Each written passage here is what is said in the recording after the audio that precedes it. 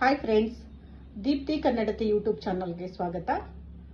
ನಾನು ಇವತ್ತು ಯೂಟ್ಯೂಬ್ ಚಾನಲ್ಗೆ ಹೊಸ ಒಂದು ವಿಡಿಯೋನ ಮೊದಲನೇ ದಿವಸ ಅಪ್ಲೋಡ್ ಮಾಡ್ತಾ ಇದ್ದೀನಿ. ನನ್ನ ಕನ್ನಡತಿ ಚಾನಲ್ಗೆ ಸಬ್ಸ್ಕ್ರೈಬ್ ಮಾಡಿ, ಸಪೋರ್ಟ್ ಮಾಡಿ. ಫ್ರೆಂಡ್ಸ್, ಇವತ್ತು ಶುಕ್ರವಾರ, ಹಾಗಾಗಿ ಶುಕ್ರವಾರ ಇದ್ದಿದ್ದರಿಂದ ಬೆಳಗ್ಗೆ ಬೇಗ ಎದ್ದು ದೇವ್ರ ಮನೆಯೆಲ್ಲ ಕ್ಲೀನ್ ಮಾಡಿ ಪೂಜೆಗೆಲ್ಲ ರೆಡಿ ಮಾಡ್ತಾ ಇದ್ದೀನಿ. ಪೂಜೆಗೆಲ್ಲ ರೆಡಿ ಮಾಡ್ಕೊಂಡು ಪೂಜೆನ ಮುಗಿಸಿ, ಇವತ್ತು ಶುಕ್ರವಾರ ಬೆಳಿಗ್ಗೆ ಎಷ್ಟು ಬೇಗ ಇದ್ರೂ ಸಾಕಾಗಲ್ಲ. ಹಾಗಾಗಿ ತುಂಬ ಕೆಲಸ ಇರುತ್ತೆ. ದೇವ್ರ ಮನೆ ಅಂತ ಅಂದರೆ 1 ಗಂಟೆ ಆದ್ರೂ ಮೇಲೂ ಕೆಲಸ ಆಗುತ್ತೆ. ದೇವ್ರ ಮನೆ ಎಲ್ಲ ಕ್ಲೀನ್ ಮಾಡಿ ದೇವ್ರಿಗೆ ಅಲಂಕಾರಕ್ಕೆ ಕೂತ್ರೆ 1 ಗಂಟೆ ಮೇಲೇ ಕೆಲಸ ಆಗುತ್ತೆ.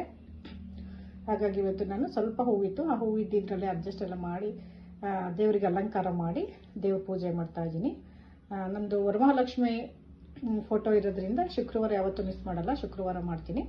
ಇವತ್ತು ಶುಕ್ರವಾರ ಮುಗಿಯಿತು ಇವತ್ತು. ಹಾಗಾಗಿ ಶುಕ್ರವಾರದ ಶುಭಾಶಯಗಳು ಎಲ್ಲರಿಗೂ. ನನ್ನ ಮೊದಲನೇ ವಾರ ಇವತ್ತು ಶುಕ್ರವಾರ. ಎಲ್ಲರಿಗೂ ಶುಕ್ರವಾರದ ಶುಭಾಶಯಗಳು. ಪೂಜೆನ ಮುಗಿಸಿ ಅಡುಗೆ ಮನೆಗೆ ತಿಂಡಿ ಮಾಡೋಕ್ಕೆ ಅಂತ ಬಂದಿದ್ದೀನಿ. ತಿಂಡಿಗೆ ಮಸಾಲೆ ದೋಸೆಗೆ ಅಂತ ಹೇಳಿ ರೆಡಿ ಮಾಡಿ ಇಟ್ಟಿದ್ದೆ.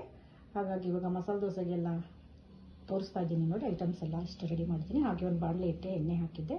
ಹಾಗಾಗಿ ಇವಾಗ ಹಸಿರು ಮೆಣಸಿನ್ಕಾಯಿ, ಕರಿಬೇವು ಸೊಪ್ಪು, ಈರುಳ್ಳಿ, ಸಾಸಿವೆ ಇಷ್ಟನ್ನು ಒಗ್ಗರಣೆಗೆ ಹಾಕಿ ಬಾಡಿಸ್ತಾ ಇದ್ದೀನಿ. ಇದು ಕಡಿಮೆ ಅಂದ್ರೂ 7 ರಿಂದ 8 ನಿಮಿಷ ಬೇಯಬೇಕು, ಇಲ್ಲಾಂದರೆ ಚೆನ್ನಾಗಿರಲ್ಲ. 1 ಟೀ ಸ್ಪೂನ್ ಅರಿಶಿನ ಪುಡಿ ಹಾಕ್ತಾ ಇದ್ದೀನಿ.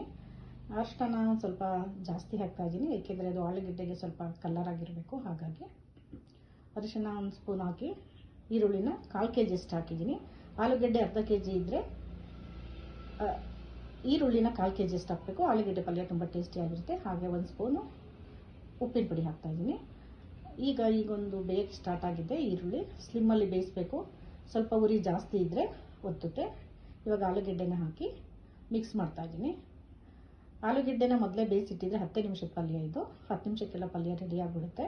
ನಾನು ಆಲೂಗೆಡ್ಡೆ ಎಲ್ಲ ಬೇಯಿಸಿ ಸಿಪ್ಪೆ ತೆಗೆದಿಟ್ಟು ಪೂಜೆ ಮಾಡೋಕ್ಕೆ ಅಂತ ಹೇಳಿ ದೇವ್ರ ಮನೆಗೆ ಹೋಗಿದ್ದೆ. ಹಾಗಾಗಿ ಇದನ್ನೆಲ್ಲ ಸ್ವಲ್ಪ ಮುಂಚೆನೇ ರೆಡಿ ಮಾಡಿ ಇಟ್ಟಿದ್ದೆ. ಆಲೂಗೆಡ್ಡೆ ಪಲ್ಯ ಅಂದರೆ ಎಲ್ಲರಿಗೂ ತುಂಬ ಇಷ್ಟ ಆಗುತ್ತೆ ಮನೆಯಲ್ಲಿ. ಹಾಗಾಗಿ ಆಲೂಗೆಡ್ಡೆ ಪಲ್ಯ ಮಾಡೋಕ್ಕಂತೂ ತುಂಬ ಸುಲಭ ಇರುತ್ತೆ, ಬೇರೆ ಪಲ್ಯಗಳಿಗಿಂತ ಇದೇ ಸುಲಭ. ಹಾಗಾಗಿ ದೋಸೆಗೂ ನಾನು ರೆಡಿ ಮಾಡಿಟ್ಟಿದ್ದೆ. ಇವಾಗ ದೋಸೆ ಮಾಡ್ತಾಯಿದ್ದೀನಿ. ದೋಸೆಗೆ ನಿನ್ನೆ ರಾತ್ರಿನೇ ಎಲ್ಲ ರೆಡಿ ಮಾಡಿ ರುಬ್ಬಿಟ್ಟಿದ್ದೆ. ದೋಸೆಗೆ ಅಂತ ಹೇಳಿ ನಾನು ಜಾಸ್ತಿ ಬೇಳೆಗಳೇನು ಉಪಯೋಗಿಸಿಲ್ಲ.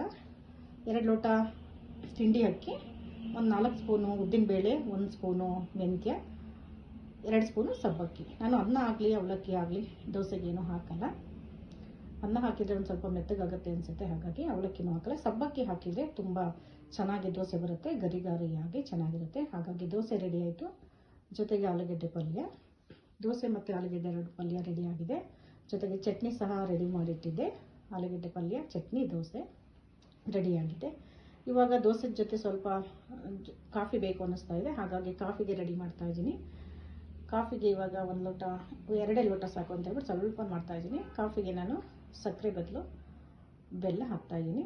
ನಾನು ಸ್ವಲ್ಪ ಸಕ್ಕರೆ ಉಪಯೋಗಿಸೋದು ಕಡಿಮೆ, ಹಾಗಾಗಿ ಬೆಲ್ಲ ಹಾಕ್ತಾಯಿದ್ದೀನಿ. ನನ್ನ ಇವತ್ತಿನ ದಿನಚರಿ ಹೀಗಿತ್ತು. ನನ್ನ ವಿಡಿಯೋನ ಇವತ್ತು ಇಲ್ಲಿಗೆ ಎಂಡ್ ಮಾಡ್ತಾಯಿದ್ದೀನಿ. ನಾಳೆ ಬೇರೆ ವಿಡಿಯೋ ಜೊತೆ ಸಿಗ್ತೀನಿ. ಫ್ರೆಂಡ್ಸ್, ನನ್ನ ಚಾನಲ್ನ ಸಬ್ಸ್ಕ್ರೈಬ್ ಮಾಡಿ, ಸಪೋರ್ಟ್ ಮಾಡಿ. ಧನ್ಯವಾದಗಳು.